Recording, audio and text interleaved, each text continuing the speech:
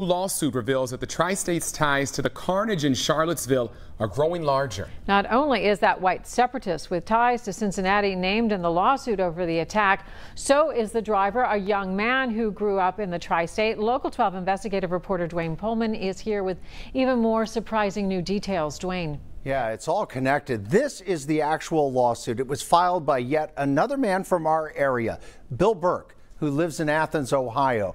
Burke was in Charlottesville 2 years ago to protest the white supremacists and hate groups that had gathered there. Instead, he says he suffered severe and debilitating injuries when he was struck by that car that plowed through the crowd. Now he wants the leaders of those hate groups to pay.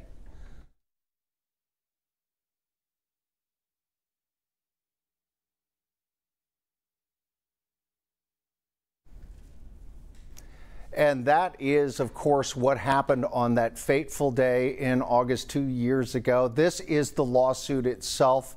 It was filed by that man from our area. He claims that Heimbach, Matthew Heimbach, who I talked to just about a year ago from Charlottesville and also in Paoli, Indiana, where he lives now.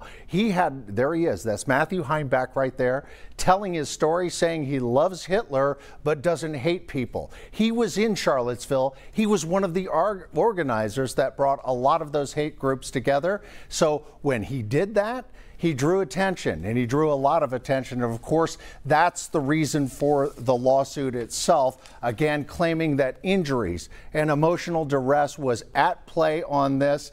When that car went through the crowd in such an awful fashion, many people injured, of course. We had one death of a young lady as well. Now, Heimbach's organization, the Traditionalist Worker Party, is named in the lawsuit as well. Also included in the list of defendants, Andrew Anglin, the neo-Nazi leader from the Columbus area, and his publication, Daily Stormer. So you can see, Paula, just a lot of connections here in what went down in Charlottesville and a lot of concern over the hate group activity that is tied back to this area. All right. Thank you, Dwayne. And again, you alluded to this in the lawsuit. Bill Burke also claims Heather Heyer, who was struck by the same car, died in front of him, which caused him psychological and emotional distress. 3 warnings.